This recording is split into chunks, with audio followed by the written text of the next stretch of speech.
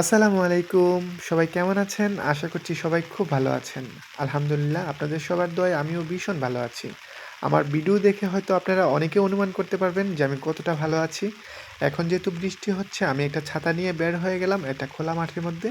সেখানে আমি কিছুক্ষণ হাঁটাহাঁটি করব আর আপনাদের সাথে কিছু কথা বলব। আপনারা যদি আমার পুরো ভিডিওটা দেখেন তাহলে হয়তো আপনাদেরও ভালো লাগতে পারে। যদি আপনারা প্রকৃতিপ্রেমী হয়ে থাকেন। বৃষ্টি যদি আপনারা পছন্দ করেন তাহলে ভিডিওটা অবশ্যই আপনাদের জন্য। কারণ বৃষ্টি হলে আমার খুব ভালো লাগে। আমার ইচ্ছে করে বৃষ্টির মধ্যে একটা ছাতা নিয়ে বের হয়ে যেতে, কিছুক্ষণ হাঁটাহাঁটি করতে সেখানে। তবে হ্যাঁ, দমকা হাওয়ায় নয়, ঝড় তুফানের মধ্যে নয়। ঝিরিঝিরি বৃষ্টি হবে আর সেখানে আমার হাতে একটা ছাতা থাকবে আর আমি প্রকৃতি উপভোগ করব। এগুলো হচ্ছে আমার মানে ভিতর থেকে কাজ করে। আমি ভিতর থেকে ফিল করি এগুলো। প্রকৃতির কাছে যত আমি যাই ততই আমার ভালো লাগে। কারণ আমি এই পৃথিবীতে একটা জিনিস আপনাদেরকে বলতে পারি, আপনারা যদি কেউ কাউকে কখনো ভালোবাসেন বা যেকোনো জিনিসই যদি আপনারা ভালোবাসেন, সেখান থেকে আঘাত কিংবা কষ্ট পাওয়ার সম্ভাবনা থাকে।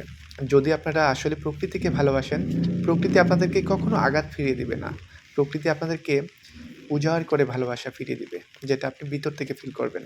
আপনারা যদি এই জিনিসটা অনুভব করতে পারেন, আমার মানে মনে হয় যে আমি নিজে অনুভব করি, এজন্য আপনাদেরকে এই কথাগুলো বলি। আপনারা কতটা অনুভব করবেন আমি জানি না। যদি আপনাদের কখনো সুযোগ হয় তাহলে এভাবে একটু বৃষ্টি হলে বৃষ্টির মধ্যে একটু হাঁটাহাঁটি করে দেখবেন। একটা ছাতা নিয়ে বেরিয়ে যাবেন, ভালো লাগবে। আর বিশেষ করে এই বৃষ্টি আসলে আমার ছেলেবেলার কথা খুব মনে পড়ে। বর্তমানে একজন প্রবাসী হিসেবে আমি বাংলাদেশের এই বৃষ্টি এগুলো ভীষণ মিস করি। যখন ছোটোবেলায় ছিলাম তখন বৃষ্টি হলে এরকম বিকেলবেলা যখন একটু বৃষ্টি কমে যেত তখন আমি একটা ছাতা নিয়ে বের হয়ে যেতাম। আর তখন আসলে পরিবেশটা অন্যরকম একটা আনন্দ দিত আমাকে। মানে প্রকৃতিটা একদম সাজানো, যেন সব কিছু উজাড় করে দিচ্ছে ভালোবাসা। আমি সেটা ফিল করতাম আগে থেকেই। আর এখন তো আমি এগুলো বৃষ্টি হলে আমি ভীষণ উপভোগ করি। আমি জানি না আমার কথাগুলো আপনাদের কেমন লাগবে।